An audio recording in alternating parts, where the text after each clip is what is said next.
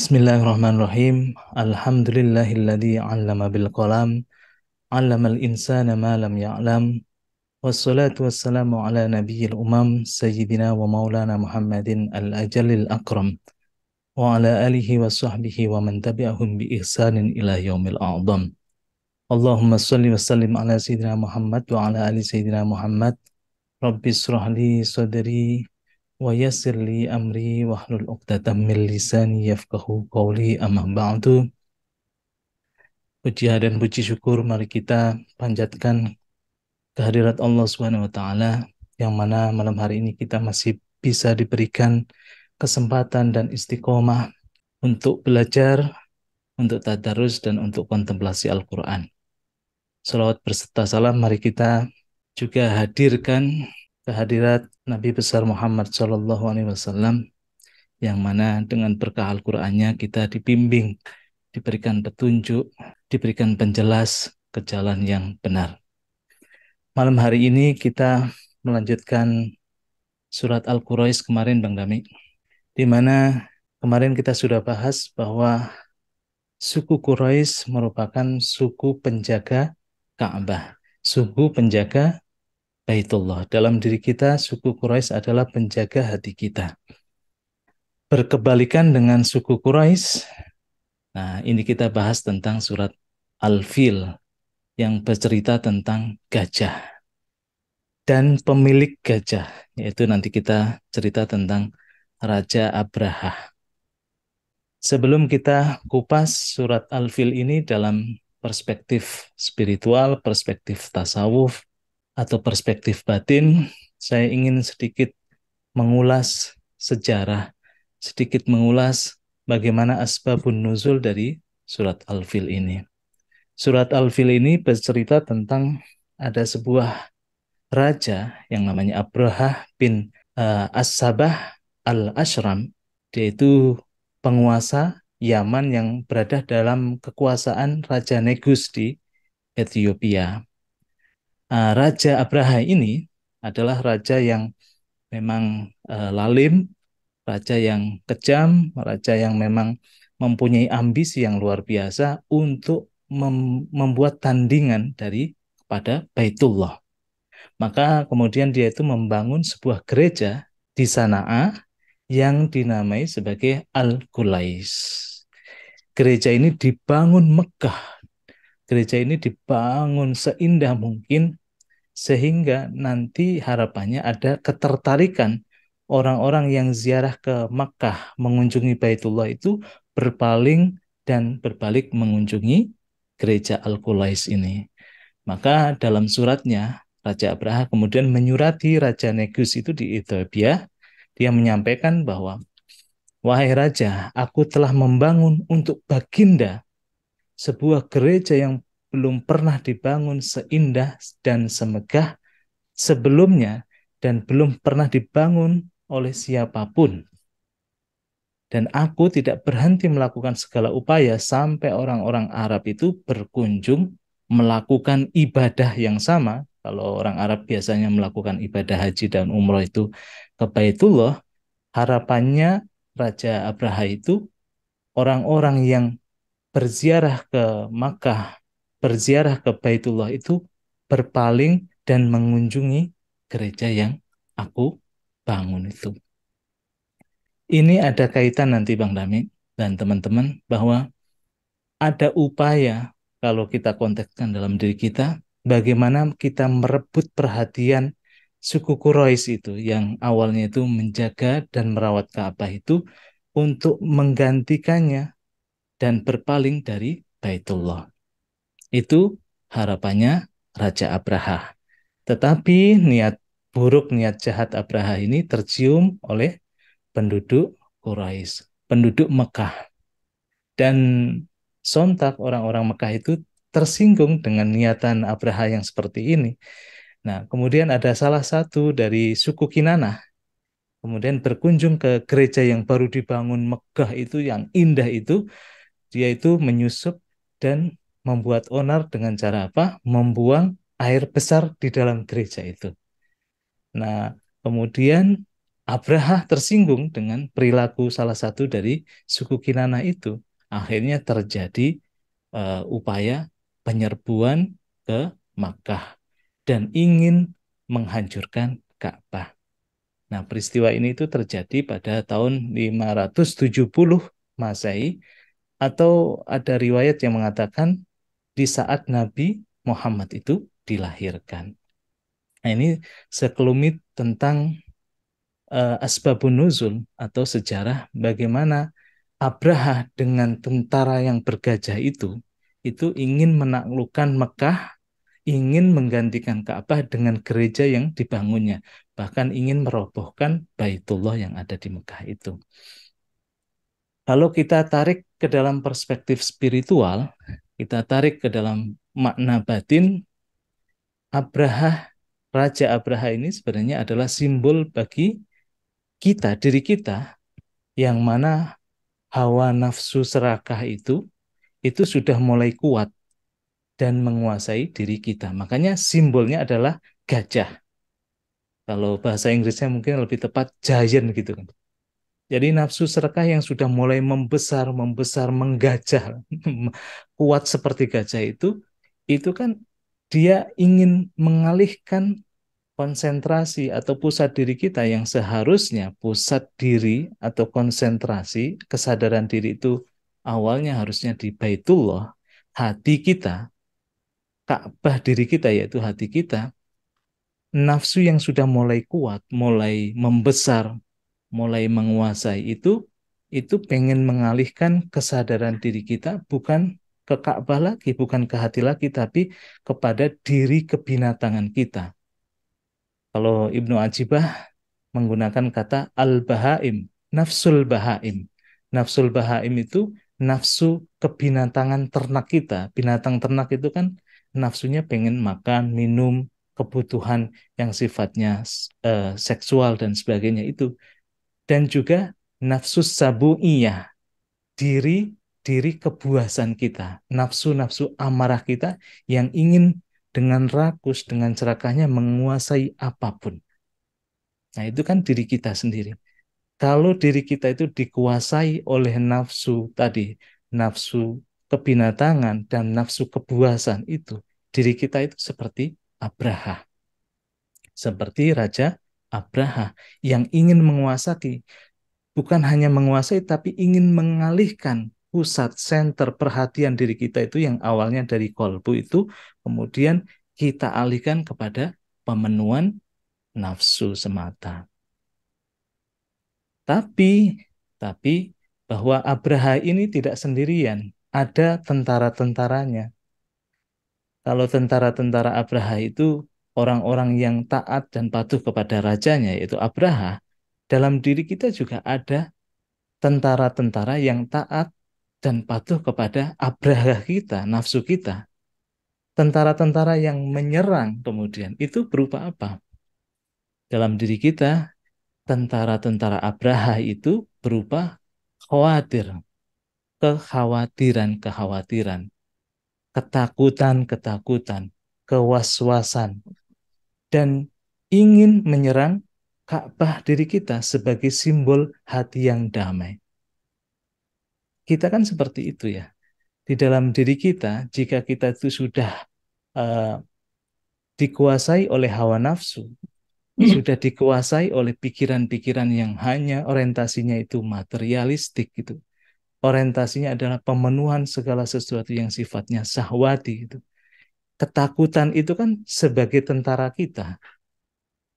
Takut kalau hartanya berkurang, takut atau khawatir kalau keinginannya itu tidak terpenuhi. Semua ketakutan itu kan menjadi tentara Abraha yang selalu ingin merebut dan menguasai hati. Sedangkan nanti kita diceritakan juga ada burung ababil yang merupakan utusan dari Tuhan. Itu sebagai simbol bahwa Rasul itu datang dan kemudian membuat kita kembali ke Ka'bah kita. Membuat kita kembali, mengingatkan, mengembalikan kita kepada fitrah Baitullah kita, yaitu hati kita. Makanya kita harus mulai sadar nih, dalam diri kita ternyata ada Abraha dalam diri kita ternyata ada tentara-tentaranya Abraha berupa ketakutan, kekhawatiran, dan segala hal yang terkait itu. Nah, jika diri Abraha ini, diri yang rakus, diri yang serakah ini kita justru entertain, kita justru turutin gitu kan. Ini lama-kelamaan makin membesar, tidak terkontrol. Seperti juga gajah itu, makin membesar, makin membesar. Dan akhirnya apa? Menghancurkan keharmonian di dalam diri kita, menghancurkan ketenangan yang ada dalam diri kita. Sehingga yang harusnya kita itu menjadi penjaga hati, suku Quraisy yang kemarin kita bahas, akhirnya suku Quraisy itu takluk oleh tentara-tentara dari Abraha. Dalam konteks sosial mungkin kita juga sudah bisa melihat ya, banyak sekali misalkan orang-orang yang menguasai perusahaan-perusahaan besar, giant, big giant gitu. Itu kan akhirnya menggunakan kekuasaannya itu untuk menguasai masyarakat, termasuk teknologi yang kita pakai sekarang ini kan. Akhirnya apa? Manusia sudah nggak aware pada hatinya lagi, tapi perhatiannya itu fokusnya ke gadget, fokusnya ke media sosial dan yang lain-lain. Itu kan Abraha zaman modern. Tapi kita nggak usah bahas itu, nanti biar dielaborasi Bang Dami. Makanya dalam ayat pertama, dalam surat Al-Fil ini, dikatakan, Alam taro kaifa fa'ala rabbuka bi ashabil fil. Apakah kamu tidak memperhatikan bagaimana Tuhanmu itu bertindak terhadap tentara bergajah? Ashabul fil itu juga dikatakan pemilik nafsu yang menggajah itu. Kalau kita kontekskan dalam pemahaman spiritual seperti itu. Dalam situasi nafsu itu menguasai diri kita, semakin membesar itulah Tuhan mengingatkan kita bahwa alam taro kaifa fa'ala rabbuka bi ashabil fil. Tidakkah kamu memperhatikan bagaimana Tuhanmu itu bertindak, Tuhanmu itu turun tangan kepada orang yang sudah mulai dikuasai al-fil ini, nafsu yang menggajah itu. Dalam ayat kedua dikatakan alam yaj'al kaidahum fi tadlil. Tidakkah dia telah menjadikan tipu daya mereka untuk menghancurkan Ka'bah itu sia-sia. Nah, kenapa sia-sia? Kalau kita tanyakan ya, sebenarnya apa sih yang menggerakkan nafsu? Sebenarnya apa yang menggerakkan keinginan-keinginan kita? Kalau kita jawab, pasti angan-angan kita, imajinasi-imajinasi kita untuk mempunyai ini, mempunyai itu. Kalau kita benar-benar kupas, bukankah itu sebenarnya adalah tipu daya setan kalau kita membahas a'udzubillahi minasyaitonirrajim. Kalau kita sudah login ke situ, kita menanggapi tipu daya setan itu, maka kita kan akhirnya membesar menjadi iblis. Iblis itu adalah setan yang sudah mulai membesar, sudah mulai expert, sudah mulai canggih. Nah, kalau dalam apa namanya konteks ini adalah Abraha. Abraha itu seperti itu. Rekayasanya itu tipu dayanya sudah makin canggih. Alamnya yaj'al kaidahum fi tadlil. Tidakkah dia menjadikan tipu daya mereka itu hanya sia-sia? Begitu juga di hadapan Tuhan, di hadapan yang maha real, semua ilusi itu sebenarnya sia-sia. Ini message-nya kan seperti itu. Bahkan dalam surat Al-Isra 81 dikatakan wa qul ja'al haqqu wa zahaqal batil innal batila kana zahuqa. Saat kebenaran itu datang, saat Tuhan yang real itu datang, semua kebatilan, ilusi itu pasti akan lenyap. Begitu juga ketika Abraha dengan bersemangatnya, dengan nafsunya yang mulai membesar itu, ingin memberangus atau ingin menghancurkan Ka'bah yang ada di Makkah. Kalau diri kita, nafsu kita ingin menghancurkan hati kita, Tuhan sendiri yang akan turun tangan. Alam taro kaifa fa'ala rabbuka bi ashabil fil alam yaj'al kaidahum fi tadlil. Kalau Tuhan itu sudah turun tangan, kalau Tuhan itu sudah datang, maka semua tipu daya mereka, semua rekayasa mereka itu hanya sia-sia.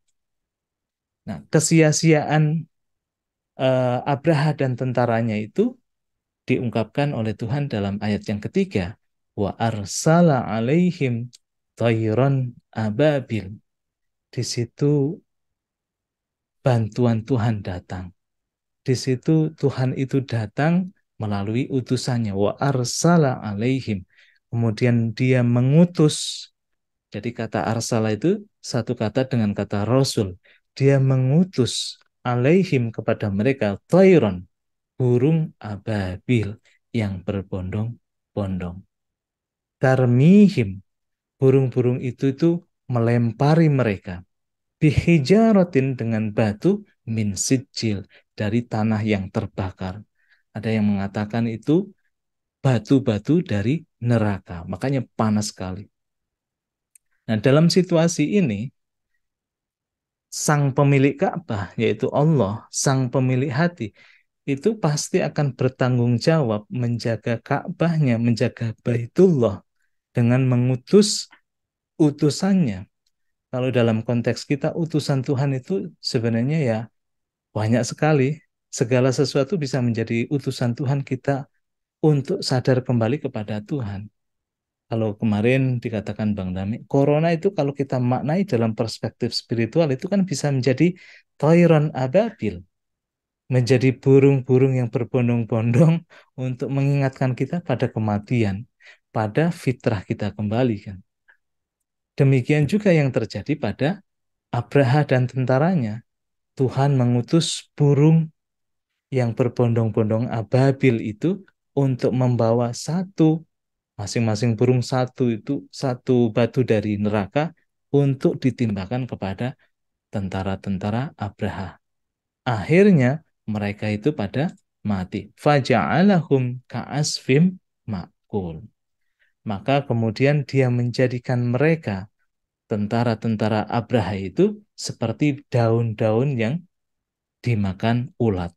Mereka itu pada bolong-bolong kan. Kalau daun-daun dimakan ulat kan bolong-bolong. Pada rusak semua. Nah, dalam diri kita juga gitu, Bang Dami dan teman-teman semua. Nafsu serakah Abraha kita, misalnya seperti itu ya, melalui tentara-tentaranya yang berupa ketakutan, kekhawatiran, overthinking, dan yang lain-lain, atau ilusi yang ada di dalam pikiran kita itu pasti akan sirna. Kenapa sirna? Karena ya memang keberadaannya ilusif. Nafsu itu kan ilusi. Dengan datangnya inspirasi dari Tuhan, kalau saya meminjam bahasa Ibnu Ajibah itu, atau Ibnu Arabi itu, dengan datangnya uh, inspirasi dari Tuhan, dengan datangnya pengetahuan, dengan kita itu sadar kembali kepada Tuhan, ilusi itu pasti lenyap. Utusan-utusan itu akan membawa kita kembali kepada kesadaran qalbu. Bentuk utusannya salah satunya kan Ramadan ini. Dengan kita puasa Ramadan, itu tuh seperti batu yang melempari kepalsuan di dalam diri kita kan. Yang awalnya kita selalu pemuja keinginan yang sifatnya fisik, makan, minum, tidur, dan sebagainya. Dengan adanya Ramadan, itu seperti tayran ababil, seperti burung-burung yang melempari diri kita, untuk kita itu kembali kepada nature kita yang sesungguhnya. Pengetahuan yang hadir, misalkan dengan kita kajian seperti ini, itu kan seperti tayran ababil, seperti burung-burung yang melempari ignoran kita, kebodohan kita kan. Akhirnya kita kembali lagi kepada kesadaran kolbu. Itu kan seperti itu. Makanya wa arsala alaihim tayran ababil. Kalau di dalam diri kita sudah tidak harmoni lagi, Tuhan akan mengharmonikan berupa mengutus utusannya. Utusannya bisa apapun, dalam hal ini tayron ababil, yang akan melempari kita dengan api, dengan batu-batu yang min sijil, dari tanah yang panas terbakar itu. Puasa itu kan membakar diri kita. Sama aja tayron ababil. sholat, meditasi, itu kan seperti batu-batu yang melempari ilusi diri kita, kan? Nafsu-nafsu kita, biar tidak membesar, biar tidak dia itu menjadi alfil, menjadi giant, menjadi gajah. Kalau sudah menjadi gajah, masalahnya sudah repot, Bang Dami ya. Sudah gede dia, sudah sulit untuk diingatkan kembali, sudah kaku. Makanya faja'alahum ka'asfim ma'kul. Kalau diri kita, nafsu kita, kita lempari dengan zikir, kita lempari dengan sholat, kita lempari dengan puasa, kita lempari dengan amal-amal kebaikan, itu seperti toiron ababil, yang dimana nafsu itu akhirnya melemah, bahkan seperti di sini dikatakan seperti daun-daun yang dimakan ulat. Dalam diri kita pun seperti itu. Makanya dalam konteks sejarah memang terjadi penyerangan terhadap Baitullah oleh Abraha dan bala tentaranya. Tapi kalau kita baca dalam perspektif spiritual, kita baca dalam perspektif batin, nafsu diri kita yang tidak terkontrol akhirnya akan menjadi alfil, menjadi gajah, menjadi giant. Yang di situ bahkan kita bisa menjadi monster. Nah, solusinya adalah mari kita lempari tentara-tentara Abraha itu dengan zikir, dengan sholat, dengan saum, puasa, atau dengan ibadah-ibadah yang lain. Itu dalam diri kita seperti itu. Makanya wa arsala alaihim tayron ababil tarmihim bihijaratim min sijil faja'alahum ka'asfim makul. Makanya Tuhan menceritakan kisah tapi sekaligus sebenarnya memberikan solusinya. Dengan kita belajar seperti ini, sebenarnya kita kan bertindak sebagai wa arsala alaihim tayron ababil. Tuhan mengutus melalui pengetahuan untuk menghapus ilusi-ilusi ignorant dalam diri kita, kebodohan dalam diri kita. Itu kan arsal alaihim tayron ababil tarmihim bihijaratin min sijil faja'alahum ka'asfim makul. Itu saja dari saya, Bang Dami. Mungkin bisa dielaborasi lebih lanjut oleh Bang Dami. Saya persilahkan. Monggo, Bang Dami. Terima kasih Ustaz Hasan. Terima kasih banyak. Bismillahirrahmanirrahim. Dengan nama Allah yang Maha Pengasih dan Maha Penyayang. Assalamualaikum warahmatullahi wabarakatuh. Alhamdulillah, puji syukur kita aturkan kehadirat Allah Subhanahu wa taala. Malam ini kita bisa bersama-sama berkontemplasi, mengulas, memaknai, merenungkan surat yang selama ini sering kita baca, yaitu surat Al-Fil. Semoga kita sudah bisa melihat keluasan atau spektrum yang berbeda dari Ustadz Hasan tadi, dari yang kita pahami selama ini. Salawat dan salam pada Rasul yang mulia Nabi besar Muhammad Sallallahu Alaihi Wasallam. Teman-teman sekalian, dari beberapa kali kita tadarus, saya yakin sahabat-sahabat di sini sudah mulai menyadari bahwa ayat-ayat dalam Al-Quran itu muatan simboliknya besar sekali. Jadi melalui simbol, melalui peristiwa-peristiwa sejarah, kita diajak untuk melihat prinsip substansi di balik itu. Nah, salah satu contohnya kemarin kita jadi paham kenapa sampai diberi nama Quraisy gitu. Konteks sejarahnya sudah kita pahami. Sekarang maksudnya Allah memberitahu, memberikan nama surat Quraisy itu adalah mengingatkan kita pentingnya menjaga rumah hati kita. Nah sekarang diikuti lagi dengan surat Al-Fil.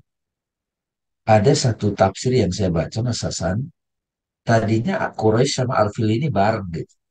Jadi seperti bareng ya, seperti Anas sama Al-Falaq. Karena memang di sini kayak seperti kita diberi petunjuk. Ini loh cara menjaga hatimu, tapi ini perusak hatimu, perusak hati. Jadi sampai diberi nama nih surat Al-Fil itu. Karena sampai kapanpun, sampai akhir hayat, akan selalu ada tentara gajah itu. Dan dipakai nama gajah, karena zaman itu paling gede gajah. Gitu. Hewan gajah. Nggak ada lain lebih gede dari itu kan, zaman itu. Jadi di dalam diri kita ada tentara gajah, ada pasukan gajah. Dalam konteks sosial, kita akan melihat nih, tentara Abraham ini, ya. Abraham ya, yang sangat berkuasa. Dia biasa menguasai ekonomi, politik. Abraha, Bang Dhani. Abraha ya, jangan-jangan istilah apa istilah yang oligarki. Wah, itu ada istilah sama sekali itu ada oligarki ya. Jadi oligarki batin gitu ya, yang dia gede banget powernya gitu ya. Jadi dikisahkan ke kita, apakah kamu tidak memperhatikan bagaimana Tuhanmu telah bertindak terhadap tentara gajah bergajah ya. Jadi supaya kalian kenang, saya jadi teringat nih Mas Hasan. Saya suka bilang tuh, hei teman-teman, nggak ingat pandemik 2,5 tahun kemarin? Masih nggak sadar juga gitu. Bagaimana pandemik itu dihadirkan untuk memporak-porandakan habit kita gitu. Dikirim gitu ya. Maksudnya pandemik itu menjadi satu reminding gitu loh, pengingat buat kita betapa kita itu tak berdaya. Tapi kalau dalam konteks ini tentara gajah. Nah, lalu di sini di dalam konteks spiritual, pada saat nafsu serakah kita itu mendominasi, dia menjadi pusat perhatian gitu. Dia yang menjadi fokus kita nih, gitu Mbak Herlina. Nafsu serakah kita itu bukan lagi kolbu gitu, bukan hati lagi, tarik-tarikan. Nah, ketika sudah mulai menggede nih nafsu serakah ini, ya kita udah nggak sanggup lagi mengatasi. Tuhan kirimkan, Tuhan kirimkanlah burung abadi itu kan. Dan di sini kan bukankah dia telah menjadikan tipu daya mereka itu sia-sia. Tuhan menjadikan secanggih apapun strategi dari tentara-tentara gajah, tentara bergajah ini.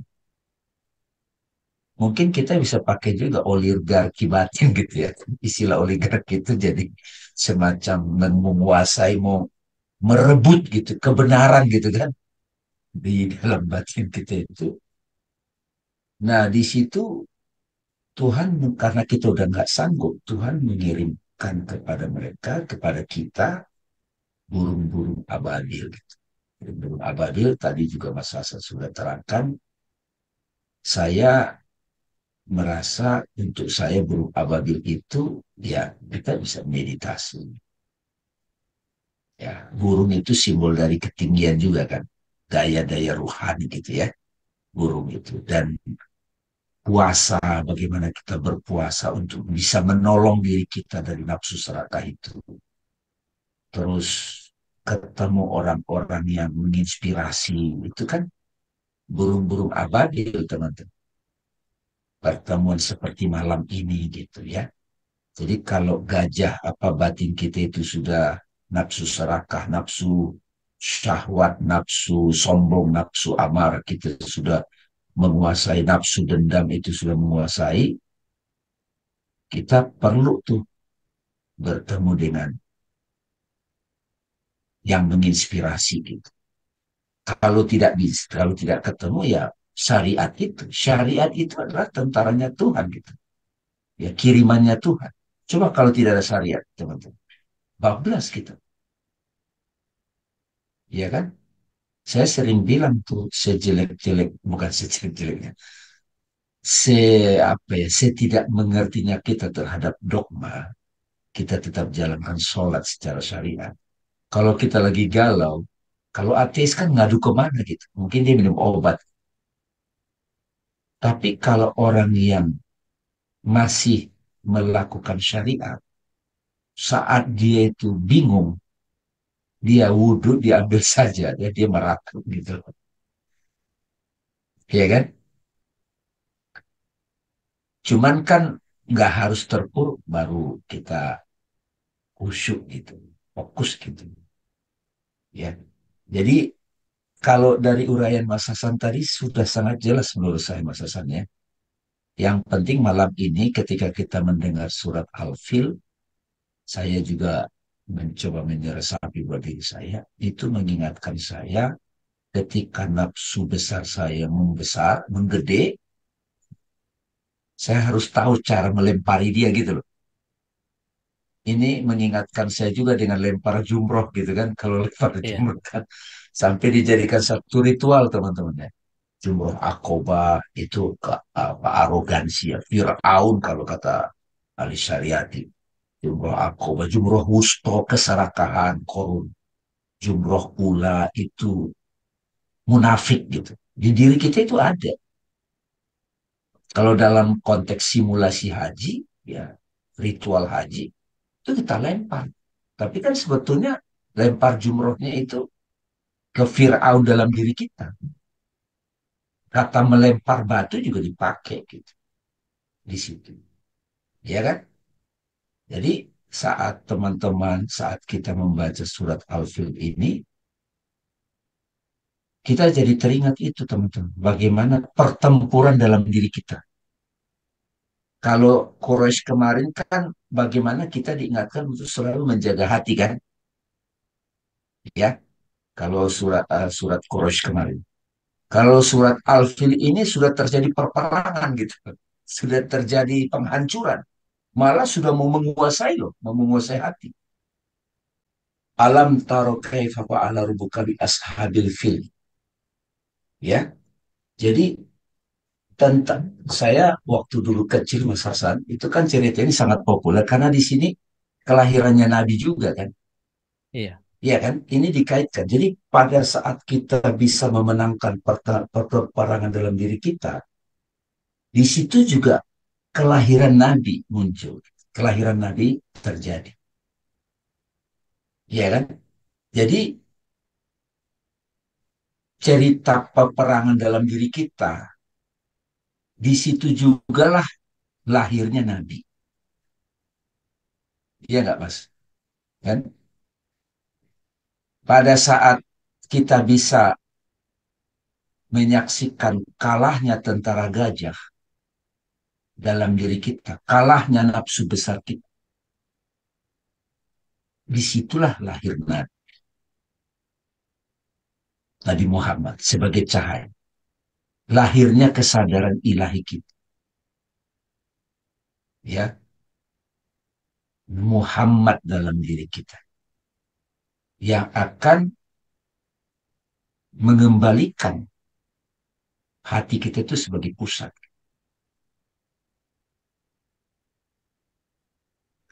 Itu Mas Hasan. Ya. Jadi terus lalu dia menjadikan mereka seperti daun-daun yang dimakan ulat. Ketika sudah datang pertolongan Allah di batin kita, bahkan kalau mau kita kaitkan dengan kelahiran Nabi, sudah lahir nabinya, maka semua bentuk strategi dari tentara bergajah dalam diri kita itu hancur dengan mudah. Ya, karena dia sebetulnya tidak punya power, dia ilusi.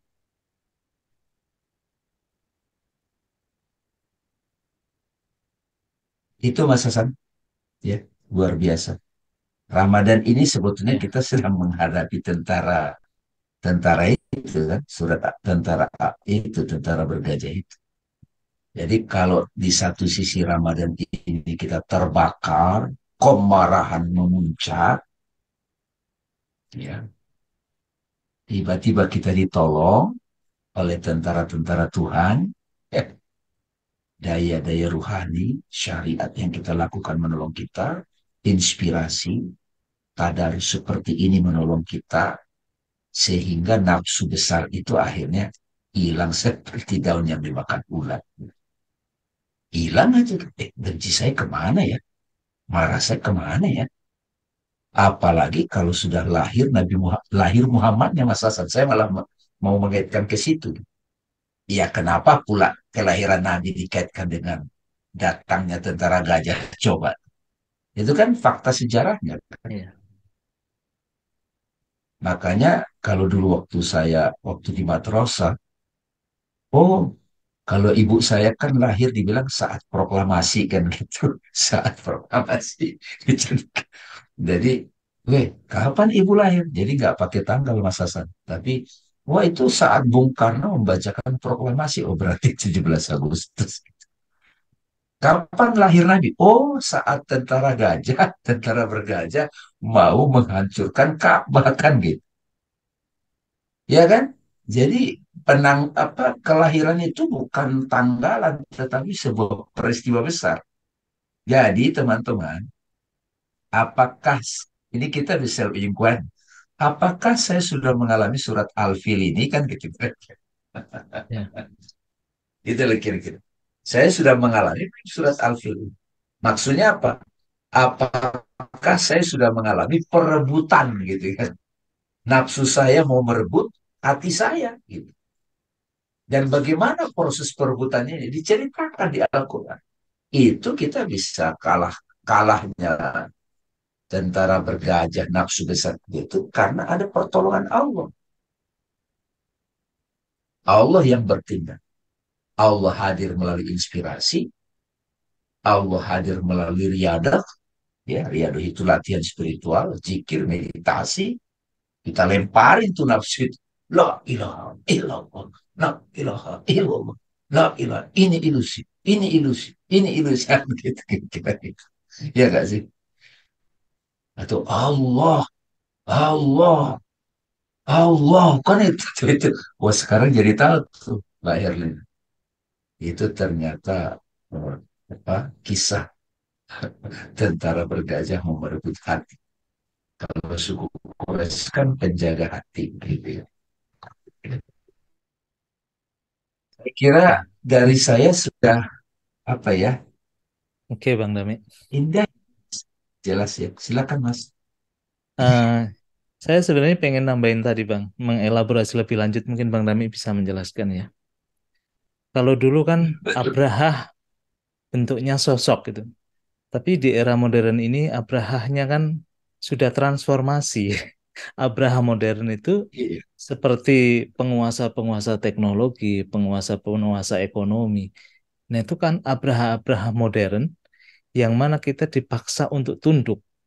Bahkan iya, kesadaran kolbu kita, kesadaran baitullah kita, itu direnggut juga, dialihkan hanya menuruti apa kata mereka kan. Ya, iya. seperti sekarang inilah anak-anak muda misalnya ya, 8 jam yang dihabiskan untuk bermain gadget, itu apakah bukan Abraha yang mengendalikan, Bang Dami? Iya, Itu kan betul. bentuknya aja yang berbeda, tapi esensinya sama.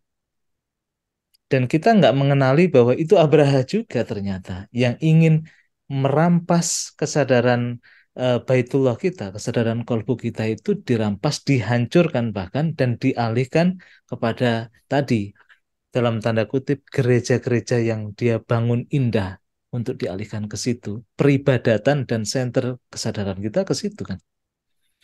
Nah, ini Dia menurut Bang pakai Dami simbol gimana? ibadah juga ya. Iya, betul. Iya, iya. Jadi kayak kemarin saya eh, diajak diskusi di satu tempat teman. Itu bisa ibu-ibu ya, bukan cuma ibu-ibu kita semua. Itu bisa tidak tidur gara-gara sejak ada Instagram.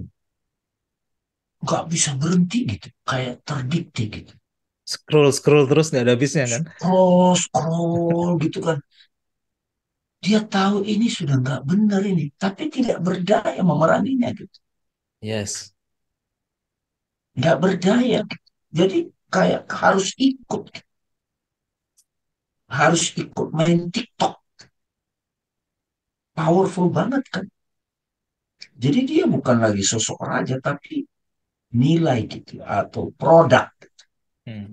sistem gitu, atau values atau culture gitu. Iya nggak? Gimana kalau ke anak-anak itu? Kadang-kadang kan kita tak, misalnya gini deh Mas.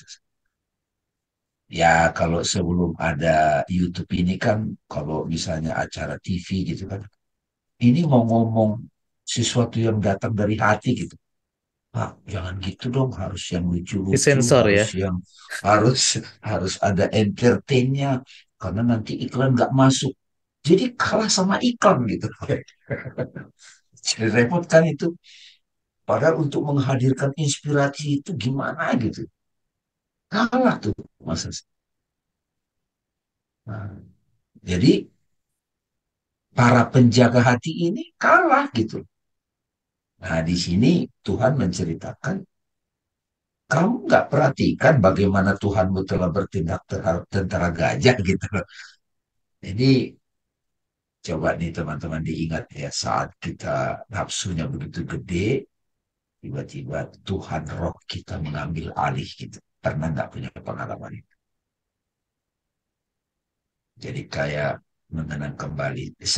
Dari saya gitu Mas. Jadi saat kan saya selalu berpikir kalau udah tadarus ini, setelah teman-teman memahami diskusi ini, memahami ayat ini sesuai kemampuan masing-masing, bagaimana saya prakteknya?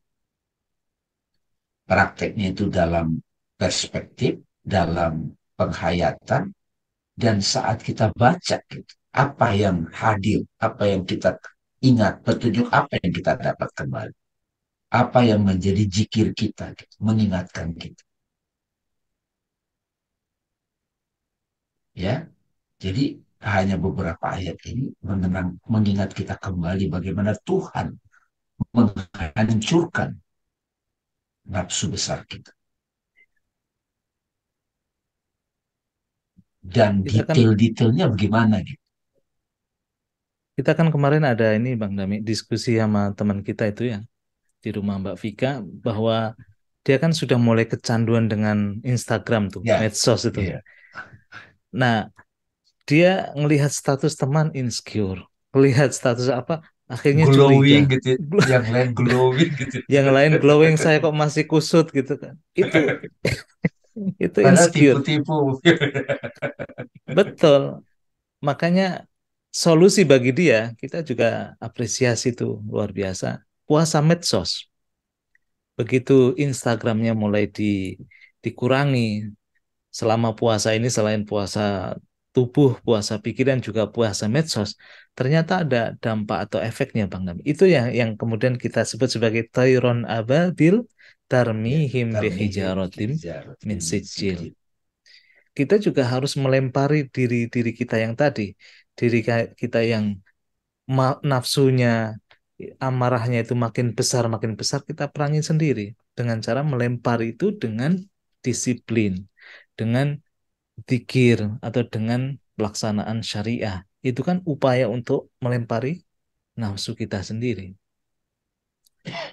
Sehingga kita itu diselamatkan oleh Tuhan kembali dari tadi cengkeraman bala tentara Abraha.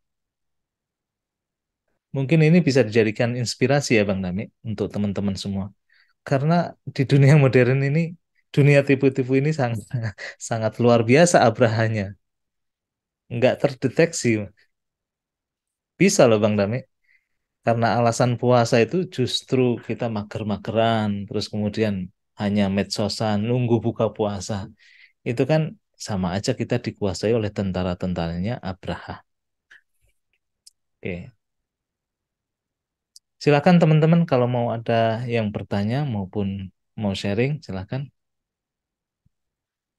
Ini ada yang Ada dari chat? Iya, di chat ya. ada yang sharing nih Bang Dami dari Mbak Rahmania. Surat Al-Quraisy dan surat Al-Fil, surat-surat yang bisa dianalogikan kepada kehidupan sosiopolitik ekonomi. Jadi dari dasarnya kitab suci itu menghilangkan ignoran. Tapi kenapa, mohon maaf, kalau orang-orang yang mengaku religius, biasanya yang dogma saja, itu justru yang saya lihat lebih gampang menghakimi. Kan di situ ignoran. Maka itu memang hebat banget percakapan ini yang mengulas surat-surat dari segi spiritual atau soul juga, taat agama bukan untuk keselamatan kita dan keluarga saja, tapi untuk masyarakat. Itu Bang Damik.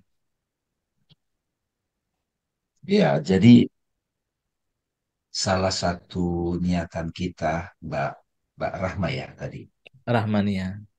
Mbak Rahmania dengan tadarus seperti ini itu juga maksudnya itu kita tidak terjebak hanya rutinitas membaca saja, tapi bersama-sama kita lihat konteks sejarah, konteks sosio, politik, ekonomi zaman dulu kita bawa ke konteks sekarang. Tapi yang nggak kalah pentingnya adalah pesan spiritual di balik itu. Karena itu abadi. Ya, iya. Itu abadi. Misalnya kalau yang gampang ya, kalau Quraisy gitu. Saya tadi malam itu senang banget sampai saya bilang sama sahabat saya Mas Hasan, ini sejalan dengan apa yang sudah saya lakukan di kantor-kantor. Bahwa di kantor itu harus ada kalau dalam konteks suku Quraisynya gitu. Para penjaga hati. Para pemimpin yang bekerja dengan nurani gitu. Kalau ada yang menyimpang, dia bisa bawa pulang. Mereka setia dengan itu. Dan dia punya karisma, punya marwah kehormatan. Dia tidak harus yang paling kaya, yang paling berkuasa, tidak. Dia dihormati karena dia setia menjaga hati. Dan terbukti, itu Quraisy. Nah di Alfil ini teman-teman, itu sampai jadi nama surat. Bahwa ada di satu masa di zaman Nabi, satu kekuatan besar mau menghancurkan Ka'bah, mau merebut Baitul. Nah, di zaman sekarang dalam konteks sosiopolitik, ekonomi, itu kan ada. Dia mengambil pusat imperium, itu kan istilah sekarang itu udah berpindah nih imperiumnya nih. Siapa nih jagoannya lagi. Tapi ketika sudah itu sangat kuat, di sini diingatkan, itu Tuhan turun tangan loh. Karena suku Quraisy nggak sanggup. Kan itu konteks. Jadi suku Quraisy nggak sanggup menjaga Ka'bah itu, Mas Hasan. Udah nggak sanggup. Para penjaga hati itu nggak sanggup. Apakah kamu tidak perhatikan bagaimana Tuhanmu telah bertindak terhadap tentara bergajah? Ini kan ada, kamu nggak melihat di satu masa kamu mengalami begitu nafsumu besar, kamu tidak bisa menolong dirimu, tapi dia, maksudnya rohanimu, Tuhan yang hadir. Apa bentuknya? Dia Tuhan memberitahu, ini pengetahuan, bukan ignorant tadi, betul Mbak Ram. Pengetahuan Tuhan hadir sebagai pengetahuan itu menjadikan tipu daya si nafsu ini ilusi ternyata. Terus ditambah lagi dihancurkan kekuatan nafsu itu dengan zikir, wirid, inspirasi. Makanya kalau ada orang nanya saya, Mbak Herlina kan, Bang Damai gimana menganggap syariat? Oh, itu sangat menolong saya. Belum lagi kalau kita ngerti apa makna spiritual di balik syariat itu. Sholat, kata-kata suci, termasuk sekarang. Jadi betul Mbak, eh, semoga teman-teman yang hadir malam ini itu saat membaca surat Al-Fil ini jadi teringat kembali bagaimana saya pernah ditolong Tuhan memenangkan, bagaimana Tuhan saya menolong saya menghancurkan nafsu besar saya dengan dia mengirim, ya kan, mengirim disiplin, zikir, ya nggak masa saya teman yang membantu, yang sudah memberikan inspirasi. Bahkan ini tambah nih tadi Mas Hasan menyinggung sedikit, tapi saya tekankan. Justru disitulah lahir Nabi Muhammad. Iya nggak? kesadaran kol bukan, sang utusan. Di situ lahir. Seolah-olah mengatakan saat kamu mengalami pertempuran dalam dirimu yang kamu tidak sanggup datang pertolongan, disitulah lahir Muhammad.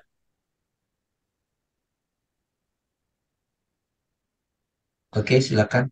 Ya, saya Ini lanjut ada Bang Budi Dame. ini, ya boleh. Ya, ini penegasan dari Mbak Rahmania. Al-Quraish, Al-Fil bisa dibilang esensinya dari idealisme atau harga diri.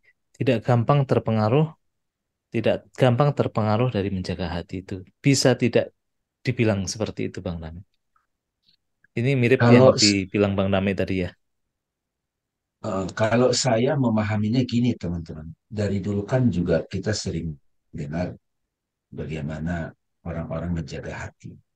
Tapi kalau mau dahsyat atau powerful, kenal Tuhan dulu, baru bisa jaga hati. Ya. Jadi kalau dia menjaga hati hanya lip service, kan sampai dibuat lagu misalnya kan gitu. Bukan gitu.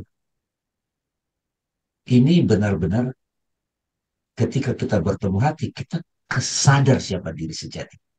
Penjaga hati itu ya diri sejati, bukan bukan yang lain. Itu baru dia bisa tangguh menghadapi apa.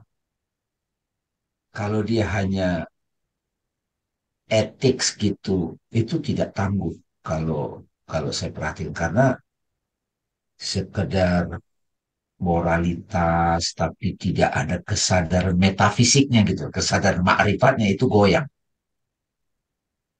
Itu Oke, dari Mbak mudah-mudahan Dini, ya.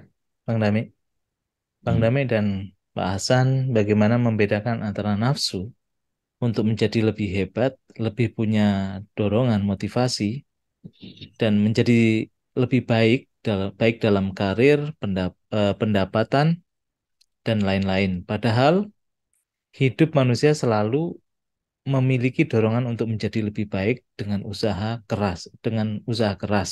Terima kasih. Bagaimana ukurannya kalau itu nafsu atau itu motivasi? Jadi Mbak Dini mungkin menanyakan bedanya, Bang, antara nafsu dan motivasi itu apa? Bedanya apa? Di mute, Bang. Iya, jadi Mbak Dini itu saya mengerti tuh waktu dulu saya suka men, apa ya mengajar itu pakai dominannya itu motivation, dominan psikologi, belum metafisik itu, belum memberikan sentuhan spiritualnya dominan. Itu emang kita harus maju, maju, maju gitu. Tapi ternyata belum bisa bedain ego sama itu belum. Itu malah oke lah sudah berhasil. Malah kadang-kadang mengalahkan yang lain dan menghancurkan yang lain gitu. Nah, saya nggak sampai begitu sih, tapi saya lihat orang karena dari awal itu saya udah nggak ada niat begitu. Udah kadang-kadang kan bangga kita berhasil sampai menjatuhkan orang lain. Kalau penjaga hati itu nggak begitu. Dia itu melakukan sesuatu karena memang inspirasinya betul-betul dia kenal dari Tuhan.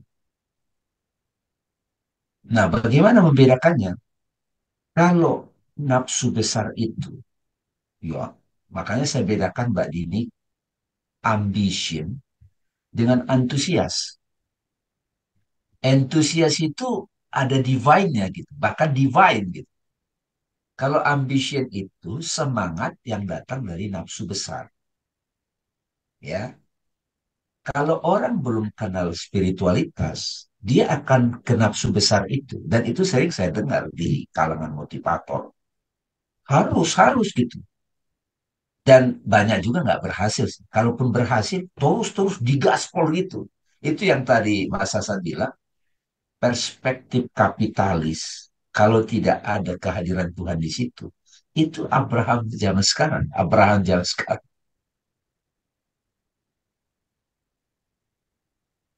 Terjadi ketidakseimbangan.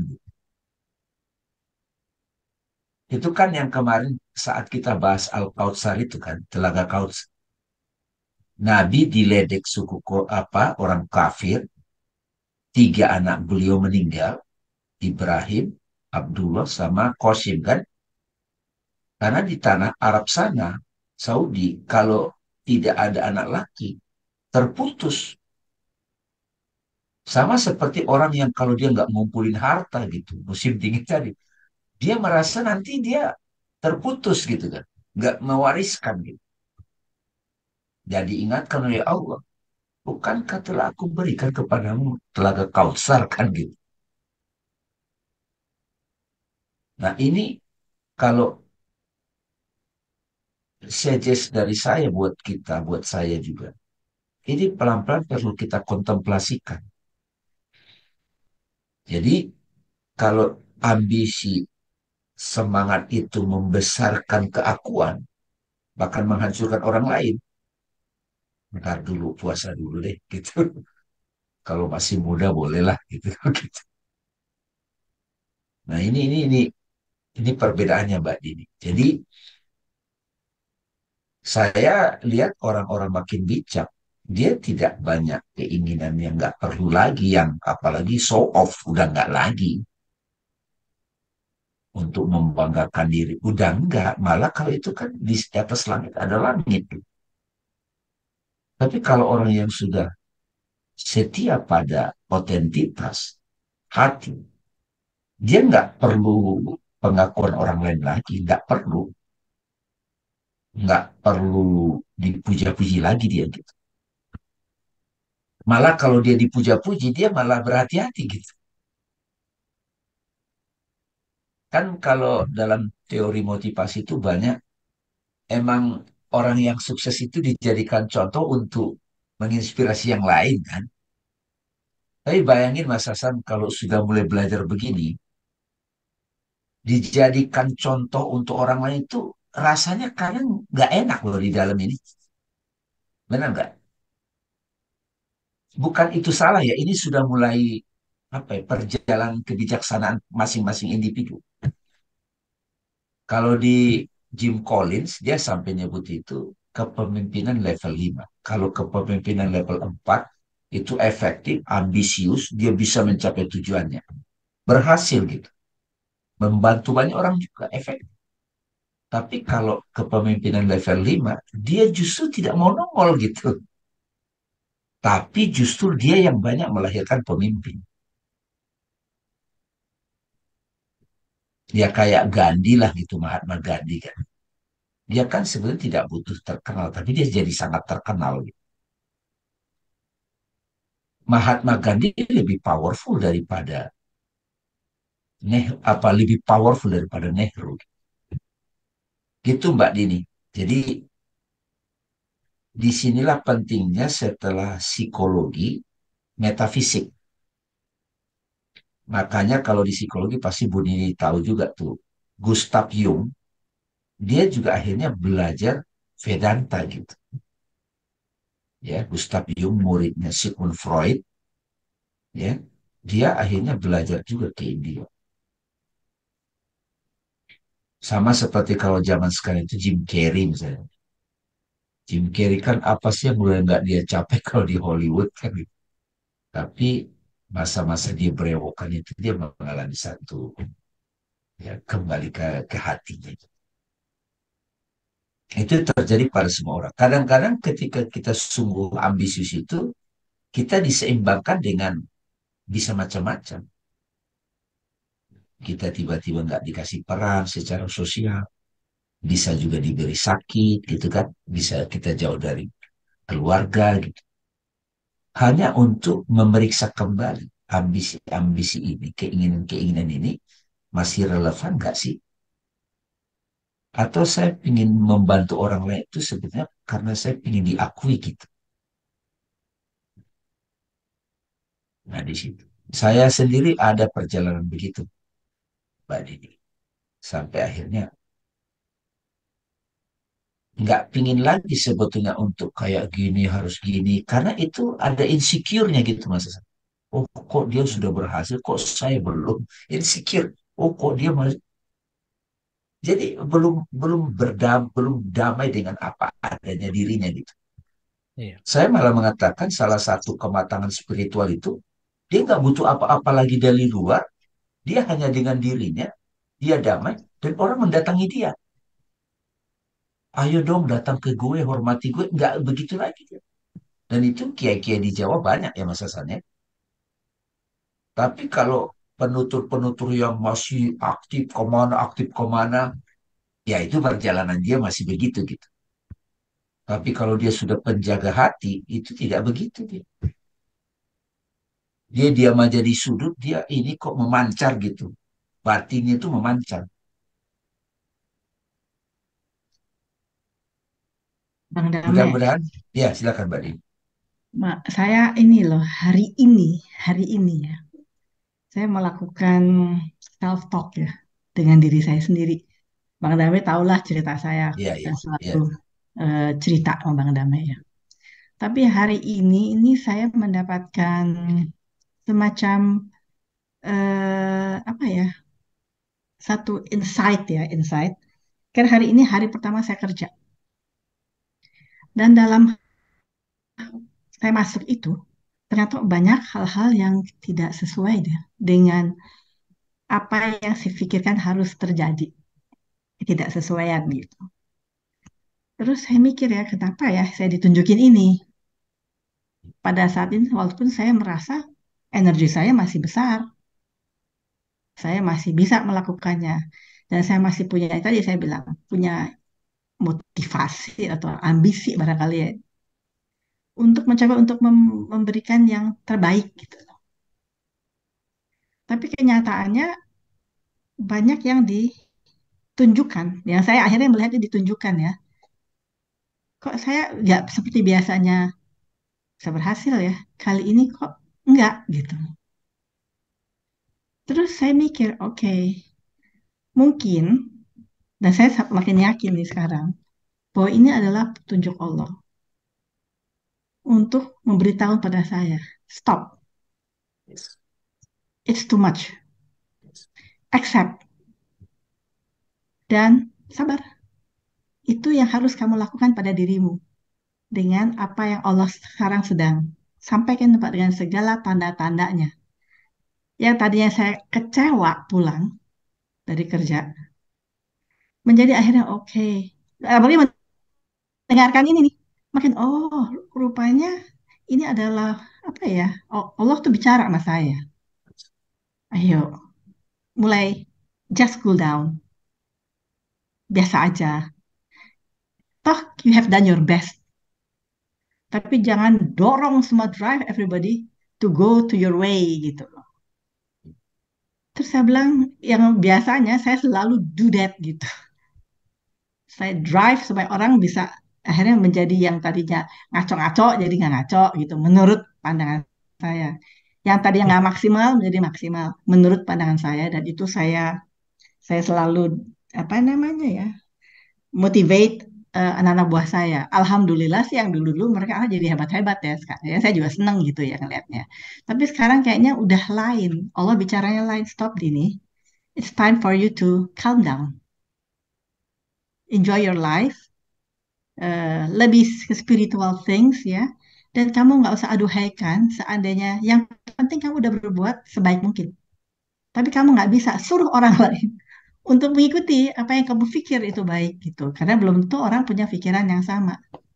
Jadi saya lebih tenang gitu. Oke.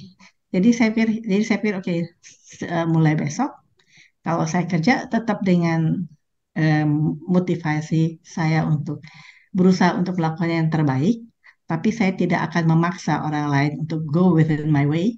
Tapi saya serahkan dan saya bismillah, and then okay, whatever it is, ya itu harus saya terima dengan alhamdulillah gitu. Karena yang penting saya jaga aja sampai sekian, saya tetap pada apa yang saya believe, do your best untuk tanggung jawab, tapi apabila itu hasilnya lain, then ya udah nggak usah kamu terus kemurungsung sedih, aduh ini kenapa gini, kenapa begitu gitu. Jadi saya dengar ini ya, ya ini mungkin saya lagi kena ini nih, kena Abraham. iya, iya. Saya tahu Ya, banget itu Bu Dini. iya Bang Damai, Iya. makasih Jadi, banyak. ya, Bu Dini terima kasih ya sharingnya. Terima kasih, terima kasih.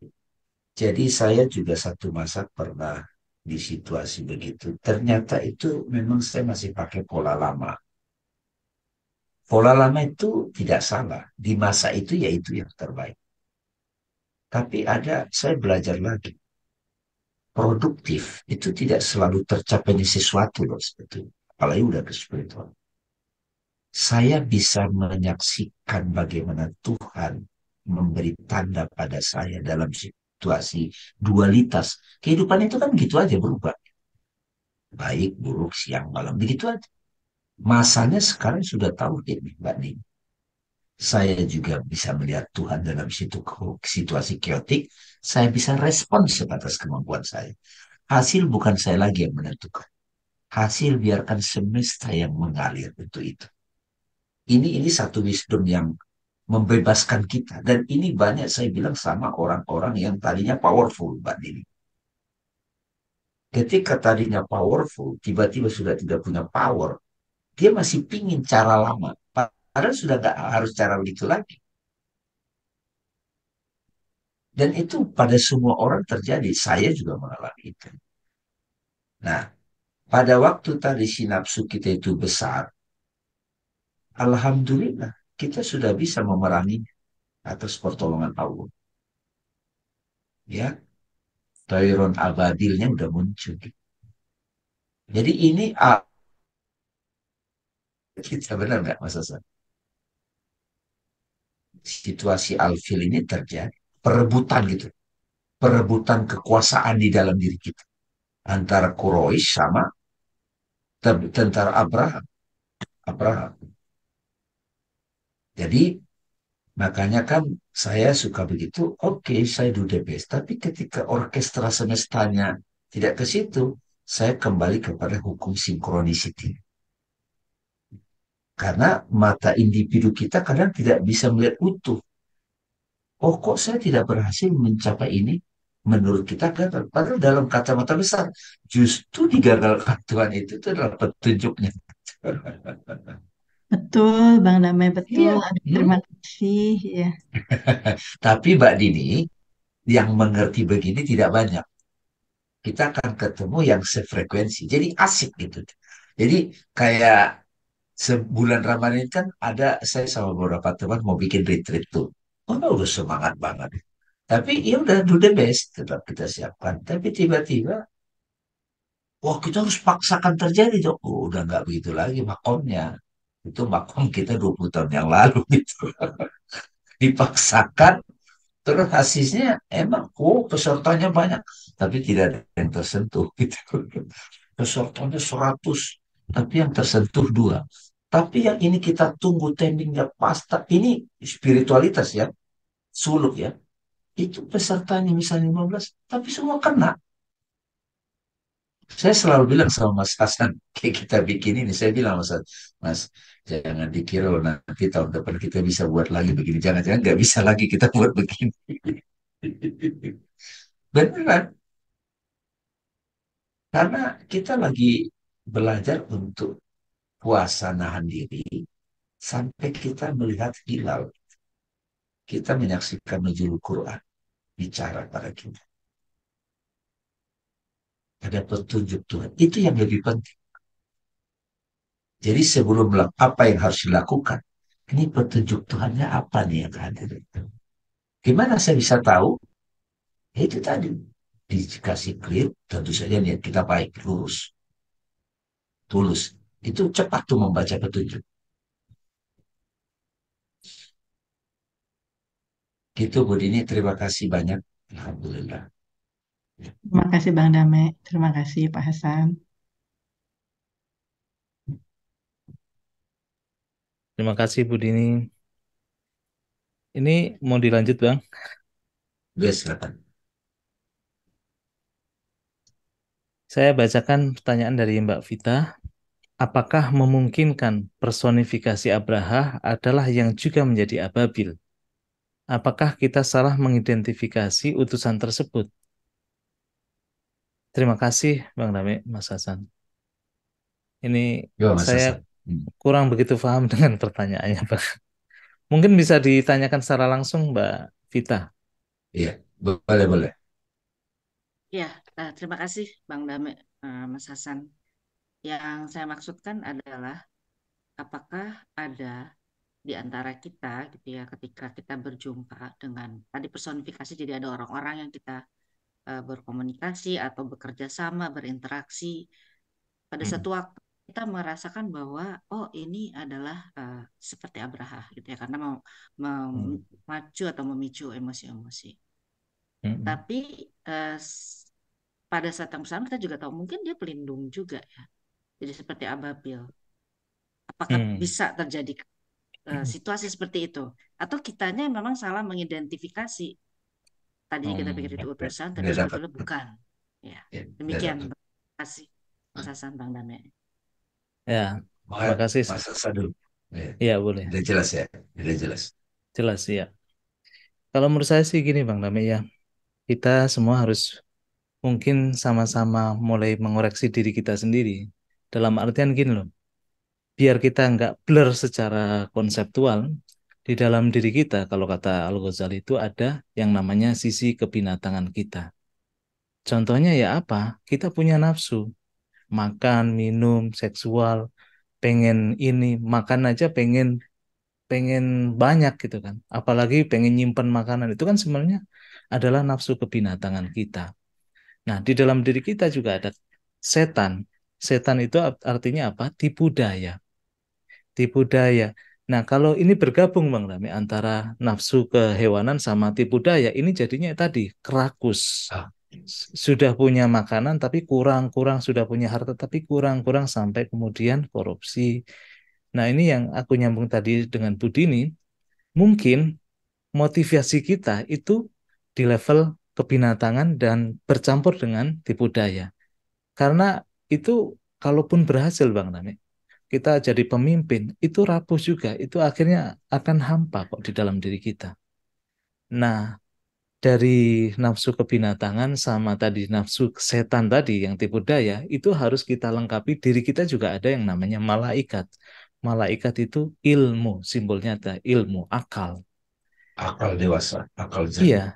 ya, biar tidak terjebak di dalam permainan tadi, sisi kebinatangan kita, sisi setan kita. Nah, manusia itu sebenarnya kombinasi dari semuanya, tapi tidak condong kepada diri kita yang rendah. Manusia itu harusnya, manusia yang tadi disebutkan Bang Nami adalah suku Quraisy yang sadar pada Tuhan, yang sadar pada hati, tidak terjebak dengan diri kita yang memang di situ ada sisi kebinatangan, tidak terjebak pada tipu daya setan di dalam diri kita, dan tidak juga hanya berhenti pada pengetahuan. Karena begitu kita yang namanya manusia, al-insan, itu mengharmonikan semuanya. Dan harmoni itu kan kualitas hati. Bukan kualitas kebinatangan kita, bukan kualitas setan, bukan juga kualitas malaikat. Makanya manusia itu disebut sebagai khalifah. Nah, ini terkait sama tadi pertanyaannya Mbak Vita adalah kita, selama kita itu menuruti jiwa kebinatangan kita, dan kemudian kolaborasi dengan jiwa setan kita, tipu daya, keinginan yang dikolaborasikan dengan tipu daya itu kan jadi rakus, jadi abraha. Itu pasti akan menghancurkan kita. Makanya kita perlu yang namanya sisi malaikat kita sebagai ababil, ya kan Bang Nami? Pengetahuan itu penting untuk menyelamatkan kita dari jebakan dua tipu daya binatang dan setan. Nah, kadang-kadang kan kita ditanya, emang kita nggak perlu punya pendapatan yang besar, punya makan perlu, cuma apakah perlu berlebihan sampai ragus itu kan karena sisi kebinatangan kalau bercampur dengan sisi setan, tipu daya itu akhirnya menghalalkan semua cara rakus. Nah, kalau kita bertemu sama orang itu kan kita bisa melihat jiwanya, orang itu kecondongannya kemana kan Bang Nami. Sehingga Ya, jiwa ini itu jiwa yang mewakili Abraha atau jiwa ini yang mewakili Ababil. Kita bisa rasakan kok Bang Damian. Makanya kuncinya adalah clear dulu memahami siapa itu manusia. Manusia adalah tadi yang punya sisi kebinatangan karena kita hidup dengan tubuh, kita perlu makan, perlu minum. Apakah perlu yang berlebihan? Pertanyaannya kan itu. Karena sisi kesetanan kita pasti menggoda, menipu, tipu daya itu pasti. Nah, makanya dilengkapi dengan sisi kemalaikatan kita, ilmu yang bisa menyetabilkan, bahkan melebihi dari sisi malaikat, yaitu manusia sebagai insan kamil yang sadar pada Tuhan, center atau pusat diri dia, yaitu Ka'bah, Baitullah. Makanya menjadi penjaga hati, penjaga Baitullah itu. Nah, itu Mbak Vita. Kalau kita bisa memperhatikan self inquiry diri kita itu lebih condong kemana, di situ sebenarnya kita nanti pada akhirnya dengan Ramadan ini, puasa itu sebagai burung ababil kita, terus kemudian zakat, haji, kemudian juga sholat itu menjadi burung-burung ababil yang menyelamatkan kita. Nah, lahirlah yang namanya Muhammad itu yang tadi disinggung Bang Dami. Tapi mulai sekarang kita bisa memperhatikan kok diri kita masing-masing, jiwa kita. Kayak tadi Budi nih, dulu saya mengcoaching orang itu untuk berhasil dan sebagainya. Nah, mengcoaching ini dalam rangka masih mengelaborasi sisi kebinatangan, terus bercampur dengan sisi kesetanan, apa sudah mulai menjadi awaken leader tadi kan, Bang Dami itu. Saya senang dengan istilah Bang Dami, the awaken leader. Pemimpin yang sudah sadar bukan terjebak dalam dua sisi ini. Makanya ciri-cirinya ya antusias melakukan segala sesuatu dengan kesadaran kolbunya, tidak gara-gara nafsunya semata. Nah, ini penting teman-teman untuk meneliti diri kita masing-masing.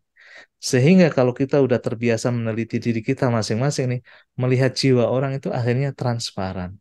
Oh, orang ini cenderung Abraha nih, orang ini cenderung Fir'aun, orang ini cenderung Korun, orang ini cenderung jiwa-jiwa itu kan sebenarnya yang diceritakan Quran mewakili jiwa kita masing-masing kok.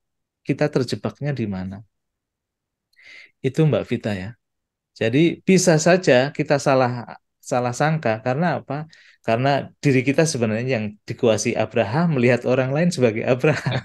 Kita salah sangka. Ya, ya. Tapi kuncinya ya, tadi muhasabatun nafsi, meneliti diri sendiri itu penting.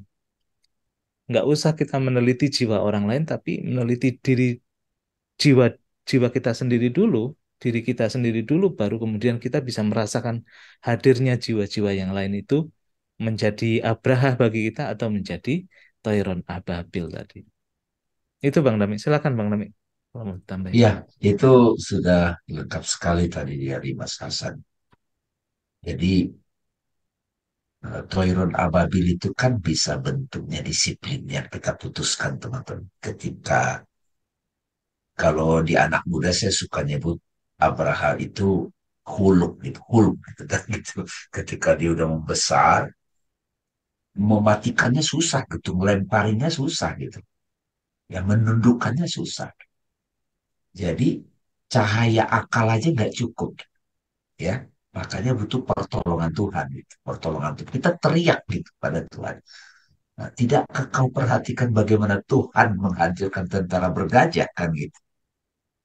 Nah, tapi kalau kita sudah mulai, apalagi kalau Muhammadnya kita udah lahir, Muhammad itu kan representatif Tuhan di diri kita, ya kan, utusan Allah di diri kita.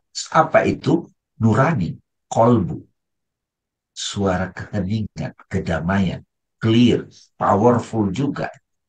Dia yang akan menuntun akal sama nafsu-nafsu tadi sehingga harmonis gitu. Nah, jadi Hoiron ababil itu bisa disiplin syariat. Contohnya gini teman-teman. Saya misalnya, ya ini suka saya dapat juga dari satu bulan. Jadi orang pada umumnya kan zakat itu rutinitas saja 2,5%. Itu nggak ngefek pada tazkiyatun nafs. Padahal tujuan zakat itu kan tazkiyah, pensucian jiwa dari attached to harta. Kan zakat mal. Mal itu kan bisa artinya harta, bisa juga attachment gitu. Jadi ketika jiwa kita sudah dikuasai harta materi, kita sudah nggak, kita pusing dengan harta kita gitu loh. Kan banyak itu orang banyak hartanya dia pusing gitu. Nah itu perlu ada toiron ababil syariat itu keluarin. Makanya guru yang saya bilang itu, Bang Pak Dame, kalau saya dapat income 100% itu sepertiga saya sedekahkan, sepertiga saya operasional, sepertiga nabung. Berarti seperti itu banyak banget loh, bukan 2,5%. Itu cara dia untuk Toiron Ababil, dia menggunakan syariat untuk menolong dia agar tidak dikuasai nafsu, nafsu besar. Nggak miskin juga. Itu satu metode. Jadi bisa kita perhatiin bagaimana Toiron Ababil, bagaimana Tuhan mengirim burung-burung ya yang melempari nafsu itu. Itu yang kita kontemplasi. Masing-masing akan punya kekhasannya sendiri. Mm-mm. Kalau ambisi saya lagi datang, gimana ya cara menjinakkannya? Nah, kita punya cara tuh. Gitu, Mbak Herlina. Ada pakai afirmasi. Afirmasi itu kan, kalau di Islam itu kan, la ilaha illallah. Alhamdulillah, Alhamdulillah gitu. Subhanallah. Gitu. Kan itu kata-kata. Tapi diskusi-diskusi ini gunanya itu. Minimal Tyron Jadi Ababil itu berupa ilmu dulu memang Bang. berupa ilmu dulu, Perspektif ya.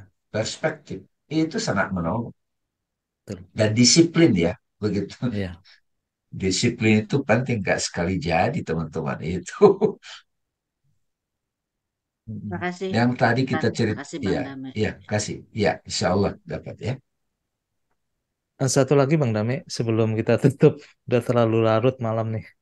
Dari Mbak Ristanti, maka perlu hati-hati pula terhadap yang sebagian orang menamakan semangat jihad, berjuang di jalan Allah. Perlu dilihat lagi apakah itu benar-benar inspirasi dari Tuhan untuk membela Tuhan dengan cara-cara yang sesuai dengan pemahaman mereka. Ya ini kan kebanyakan orang juga nggak paham Bang Nami esensi jihad itu. Kata Nabi kan jihad yang terbesar dan yang paling utama kan jihad melawan diri kita sendiri, melawan abraha kita masing-masing kan. Maka temukan temukan Tyron Ababil kita untuk meredam abraha yang makin membesar itu seperti apa. Masing-masing kita mungkin punya ritme ya Bang Nami, punya amalan, punya zikir masing-masing, atau tadi punya afirmasi masing-masing, punya juga pengetahuan yang menyelamatkan kita. Makanya benar Bang Hamid tadi bahwa kita harus temukan Tyron Ababil kita masing-masing. Karena setiap hari abrah kita itu berusaha untuk makin gede. Iya, betul. Tapi tadi bagus tuh Mas Hasan. Ketika syahwat, nafsu kehewanan bertemu dengan tipu daya, waduh, itu canggih banget itu. Iya, Tapi berita baiknya mudah-mudahan kalau di bulan Ramadan itu lahir ininya Muhammad. Tapi sebelum sebelum lahir Muhammadnya itu Toiron Ababil pengetahuan dan disiplin syariat. yes, betul. Tapi syariat yang dihayati ya, ilmunya itu penting tuh.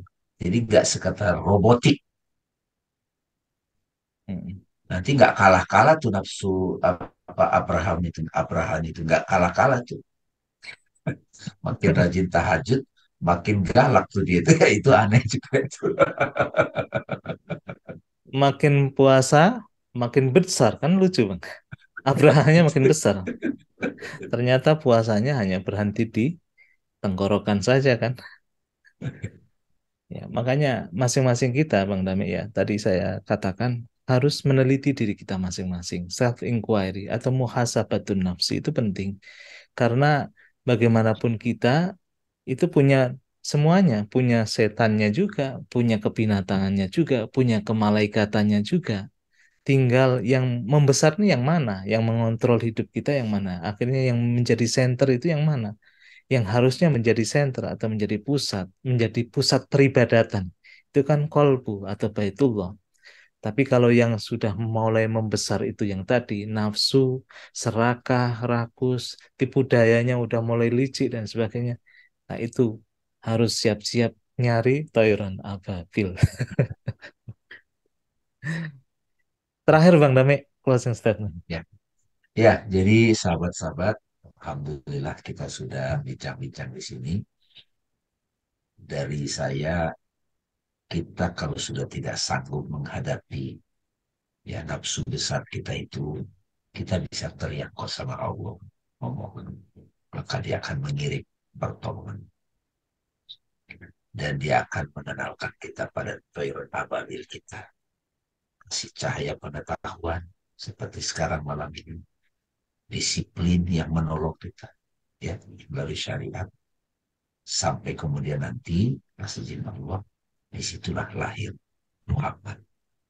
Ya, kita sadar bahwa kita adalah image of God. Kita adalah utusannya juga. Ada utusan Tuhan di hati kita. Berani. Sehingga kita jadi bisa mengerti Al-Quran turun. Hanya Nabi Muhammad yang menerima Al-Quran. Itu maksudnya apa? Bukan Muhammad bin Abdullah. Tapi kolbu yang sudah kemuhammadan. Nur Muhammad. Hakikat Muhammadiyah itu lahir. Demikian teman-teman. Alhamdulillah. Ya. Sahabat-sahabat semua. Oke, Assalamualaikum terima kasih Bang warahmatullahi Dame. wabarakatuh. Terima kasih Bang Dame, terima kasih teman-teman atas hadirnya. Insya Allah kita lanjutkan tadarus kita besok malam. Terima kasih. Saya tutup. Assalamualaikum warahmatullahi wabarakatuh.